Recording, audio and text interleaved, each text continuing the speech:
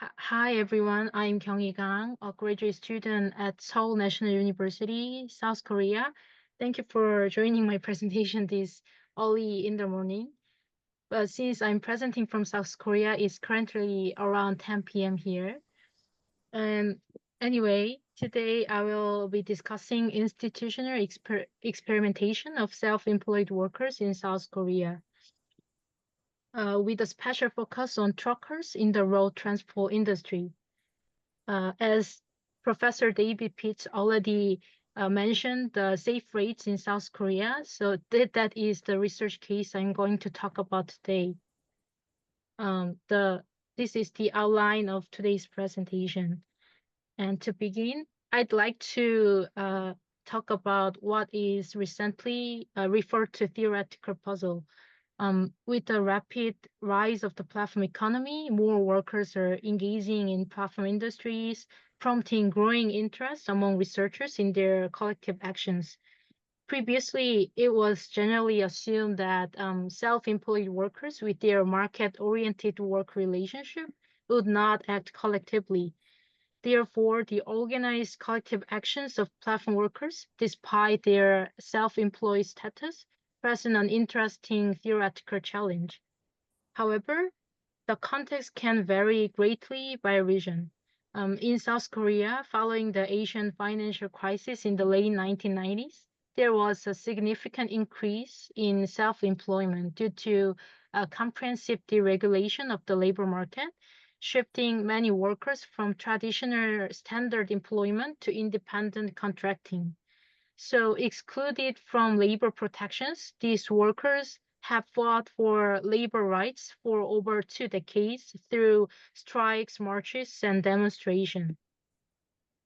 So, the collective actions of self-employed workers highlight the gap between realities and existing regulations, which have failed to keep pace with changing landscape of work. So in addressing this issue, two regulatory paths can be generally considered: integration and innovation. Integration involves adapting existing system to include previously excluded workers. So it means that we modify old system and integrate excluded workers into existing system. So a notable example can be the EU Platform Work Directive, which, despite some limitations, aims to bring platform workers into the existing labor law framework for each country. But what if integration fails? What if it doesn't work? So in cases where self-employed workers remain excluded from established labor system, how can they improve their working conditions? This brings us to the concept of inventions, where workers seek to create new frameworks outside the existing labor institutions to protect their rights against unregulated market forces. So Truckseoul, the South Korean Union for Self-Employed Truckers, it is an unauthorized union because they organize self-employed truckers who is not classified as employee. So Truckseoul has pursued an inventive approach for almost 2 decades. So although these truckers have staged national strikes, their lack of formal labor rights limited their ability to negotiate or collective bargaining with employers. Consequently, Truxell shifted its goal to achieving safe rates, initially called the standard rate in 2004, which is a sector-specific regulation setting minimum standards for rates of pay and related working conditions in the Korean road transport industry. So this leads to my main research questions. First, how were self-employed truckers able to establish safe rates? Second, how has the labor politics of the self-employed workers redefined the relationship between labor market and the state? So to address discussions, I conducted a qualitative field study in the road transport sector. So regarding the first question, trucks were first proposed safe rates in 2004, And so it finally enacted 2018 in the National Assembly. As Truxell shifted its focus from employers to the state, its strategies changed using three primary arguments: industrial conflict and market failure and public safety logics. So, first, the logic of industrial conflict regards the strategic role of transport labor in pressuring the state. Truxell, as a transport union which organized logistic workers, leveraged positional power to disrupt supply chain. By regularly, what is interesting is that Truxell staged strikes regularly every 2 or 3 years so that mobilizing disruptive power as well as reserving that power itself become threatening. And this disruption prompted the government to stabilize these labor conflicts. And second, Truxell also argued that the low freight rates stemmed from was caused by market failure. So the deregulated road transport market put intense downward pressure on freight rates. Unlike regulated wage labor markets, where the state manages market order through labor laws and other institutions, self-employed truck drivers have little regulatory protection. So Truxell framed this issue as a labor agenda and urged the state to intervene in the power imbalance between independent self-employed truckers and large companies. However, Truxell encountered strong resistance to safe rates uh, on the grounds that it was excessive market interventions. And at the time, Truxell has started to make relationship with Transport Worker Union of Australia, which had achieved minimum freight rate regulations at the time. So from this international exchange with TWU of Australia, Truxell found new justificatory logic for safe rates because TWU has launched a comprehensive campaign which emphasized the relationship between freight rates for truckers and the road safety. So this exchange led Truxell to adopt new logic of public safety to legislate the safe rates.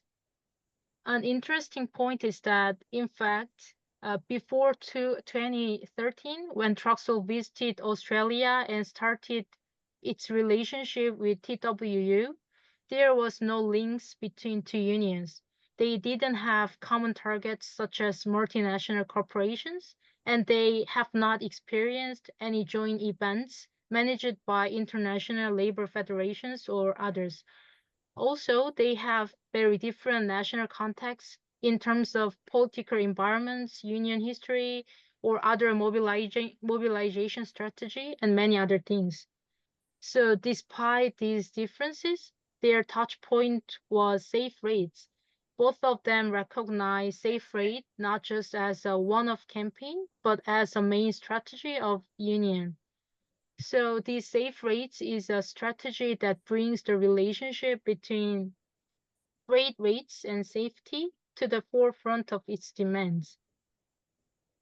So interacting with TWU of Australia, Truxell adapt safe freight strategies to the Korean context. It was really helpful for Truxell because at that time when their interaction began, in South Korea, conservative government argued that no other countries in the world has a legally binding minimum standard for these self-employed work truckers. So Truxell had to respond or refute this argument, and exchange with TWU provided them with empirical evidence.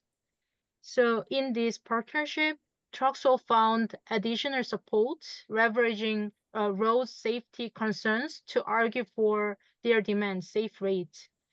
The 2014 Seoul ferry disaster in South Korea, which heightened public awareness of safety issues, further strengthened Truxell's public safety arguments.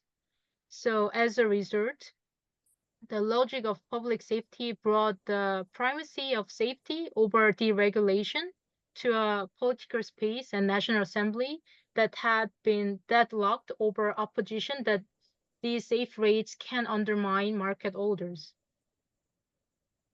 So in summary, Truxer's efforts to establish safe rates rested on these three justificatory logics: the logic of industrial conflict, market failure, and public safety.